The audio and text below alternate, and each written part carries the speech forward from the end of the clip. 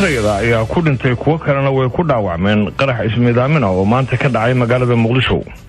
qof soo miidaamiyay ayaa isku qarxiyay meel ay ku sugan yihiin dad barakacayaal ah oo u dhaxaysa baarkii hore ee baar bulsho iyo isgoyska sayidka. Cabduqaadir Maxamed Cabdulla ayaa warka noo soo diray. inta la xaqiijiyay qaraxa waxaa ku geeriyooday 3 ruux oo ka koobnaa hal qoys oo kala ahaa hooyo iyo 2 carruur ay dhashay. waxaa dhaawac culus soo gaaray aabbaha qoyska iyo 5 kale oo goobta ku sugnaa. dad goobjoogayaal ah ayaa u sheegay VOA in qaraxa uu geystay qof isku soo xiray waxyaabaha qarxa. qofka ayaa isku qarxiyay meel ay ku noolaayeen dadka barakacayaasha oo ah beerta daraawiishta oo ku dhow Exbar bulsho meel u dhow agaarka sayidka degmada Howlwadaag.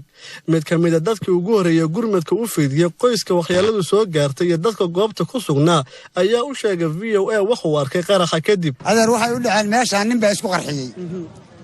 ninkii isku qarxiyay wuxuu isku qarxiyay reer irdkiis baranda irdkeed haa guri baranda oo dadka u jiifjiifaan ama soo jeedaan buu isku qarxiyay. dadkii ilaa 6 qof baa la qaaday. wiil dhimashadiisa waa ogeyn.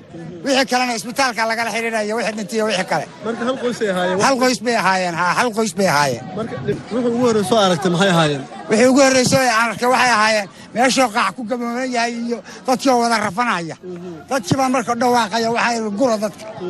saasa loo guro dadka. marka qoyskan meesha ka dhawaayeen. meesha degan gurigaan. marka waa taqaanadu waa qaana. waa ka. marka imisa dhaawac ka marka dhimasho laga reebo. reerka waxa dhaawac ka 3 qof. nin askariina meeshaan ku dhaawacma. 4taas qof wiil waa dhintay kii ugu yaraa waa dhintay.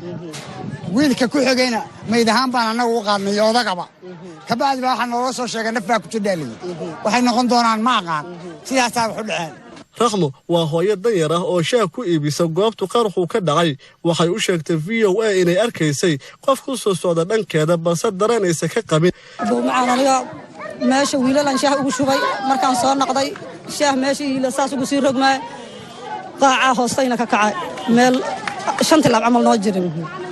marka wiilo asgayo iga inteeyaan waxaan alla wiilka aawa wiilkii waa boodiyay markuu boodo alla ka carar maama ka carar uu waa soo jeestay waxba u jeedi waa reedaygan fiirshay waxba u jeedo indhihiya waxa iga galay dhiig iyo qashinki yaa ku gaaray meeshan wiilka xawna qoos ku dagan ma iskana wada xanuunsanay hadda adooga iska xanuunsanay duqda qof waayeelay iska aheeday 2 cunug oo muluqshaay haysatay 3 door waxay isku la jiifeen 2 joodariya waxay u tilo dhulka 2 joodari inay hurdayeen hadda ila taa aniga say u yiileen haddana u imado aniga tabaran ka dhaawac ka dhimatay 2 waa ka dhimatay 2 waa ka dhaawac waa taqaan abtigay waaye.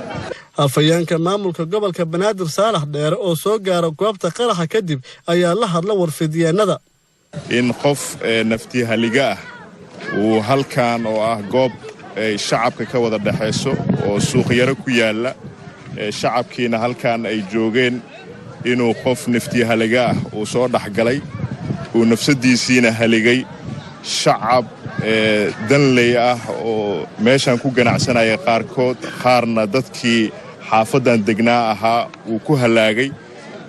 inta dhaawacantay la xaqiijiyay waxay gaarayaan ilaa iyo 6 qofood. 6daas qofoodna waxaa ku jira 4 qofood oo hal qoys ah. halkaas qoysna hadda waxaana soo gaaraya in markii la geeyay goobihii caafimaadka ay 3 qofood oo ka mid ah qoyskaasi ay geeriyoodeen. ilaahay ha u naxariisto jannada Allah ka waraabiyo. qaraxa wuxuu ka dhacay halka loo yaqaan beerta daraawiishta oo ku dhow sayidka waana meel ay hadda deegaansanayaan dadka barakacayaasha ku jira xaryaha Muqdisho. Cabdulqaadir VOA Muqdisho.